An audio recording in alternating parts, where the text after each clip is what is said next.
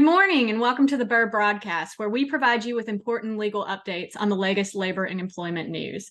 My name is Gabriell Jeffreys, and I am an associate in Burr & Forman's Birmingham office.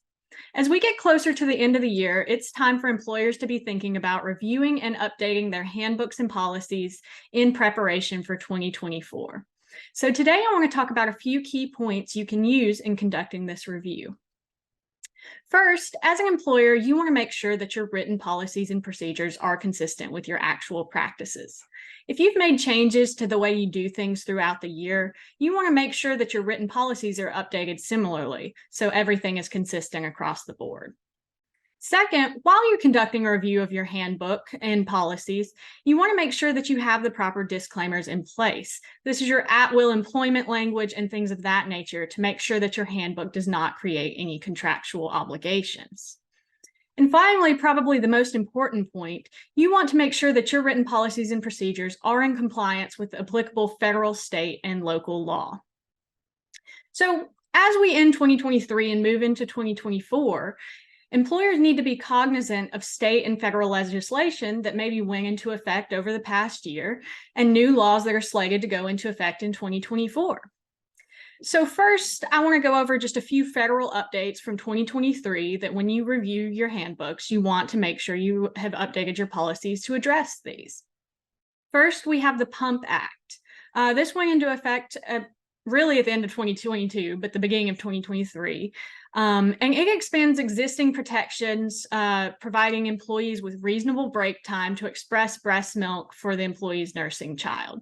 So you want to make sure that you're including that in your policies. Another big piece of federal legislation that went into effect during 2023 was the Pregnant Workers Fairness Act. This one actually went into effect June 27th, 2023. And it requires employers to provide reasonable accommodations to a worker's known limitations related to pregnancy, childbirth, or related medical conditions. So you want to take a look at that piece of legislation and make sure you have accommodation policies in place that do address all of its requirements.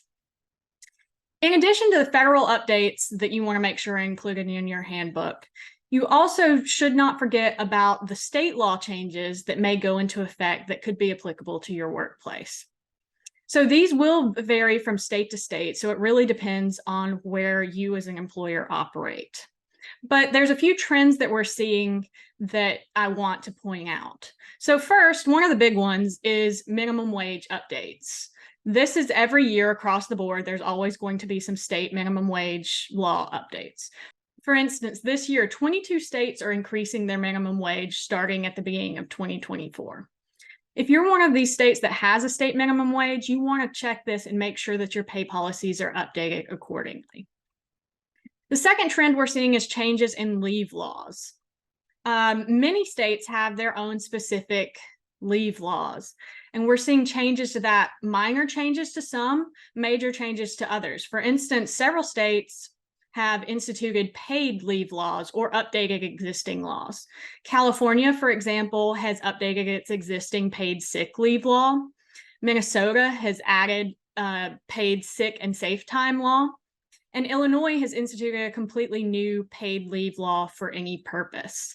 As well as there are many other states that have tweaked existing laws slightly. So you want to pay attention to the states you operate in and the various leave laws that may apply, and make sure that those are covered in your handbook. And finally, one other trend we're seeing is updated anti-discrimination laws. So a couple areas that we've seen in states are in California and Washington, for example, we've seen prohibiting discrimination based on off-duty cannabis use. And then a more common one that we've seen with over 20 states passing some form of this is what's known as the Crown Act, which prohibits discrimination based on hair texture and style. So in the case of these updated anti-discrimination laws, you want to check your EEO policies and make sure they are conforming to the ones applicable to your state. If you have any questions regarding these topics, please do not hesitate to reach out to Burr & Forman's Labor and Employment Group. Our team is always prepared to help you navigate these issues. Visit us today at www.burr.com. Thank you.